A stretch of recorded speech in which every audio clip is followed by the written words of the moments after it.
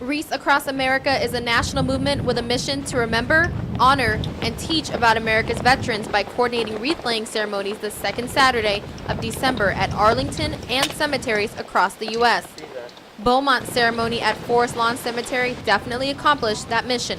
I think this is a great thing because my papa passed away not too long ago, and I wish I could be where he was buried so I could lay a wreath on his grave, but it's great being able to do this to all the fallen veterans. Cadet Beck was both a Spindletop Squadron member and someone reflecting on a loved one he lost Saturday morning.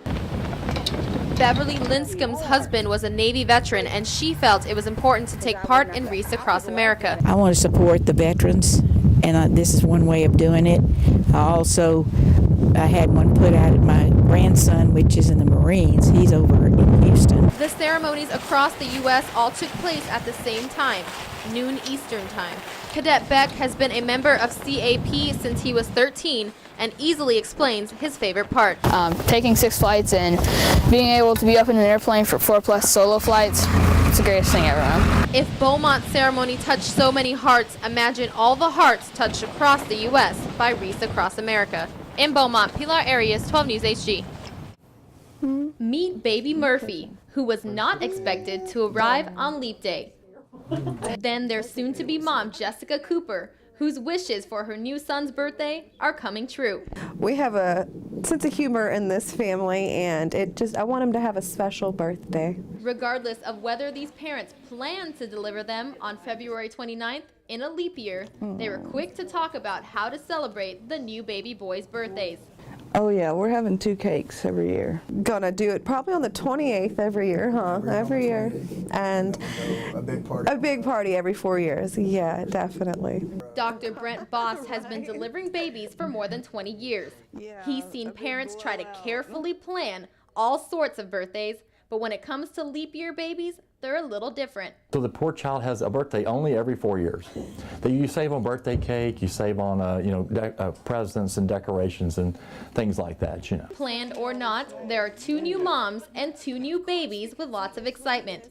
Both mothers expressed how happy they are that their new baby boys are healthy. So thrilled. He's a little baby. In Beaumont, Pilar Arias, 12 News HG. Lumberton has room for development, and the idea of having an emergency room in the city excites the people who live there. I think it would be a little more convenient, yeah, because it is a pretty good distance from, from Coons to Beaumont. Altus Healthcare Management says a new emergency room would serve emergency medical services just as much as it would serve the people of the community. Altus Healthcare Medical Services has already purchased land in hopes of bringing a full-service emergency room to Lumberton. Now they're asking for the community's support before they can break ground. The first floor of the facility would include 6 treatment rooms with a trauma center and full imaging suite. The second floor would house Southeast Texas Medical Associates primary care and specialists.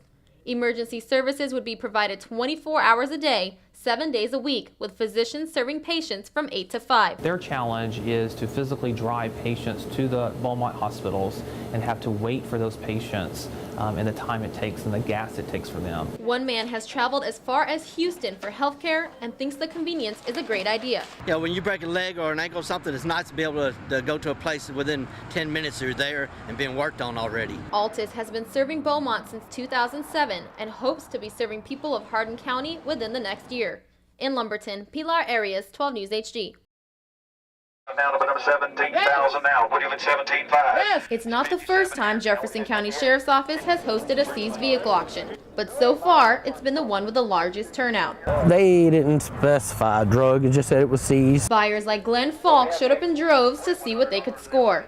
Just come down to see if I can get a good deal and help out the law enforcement.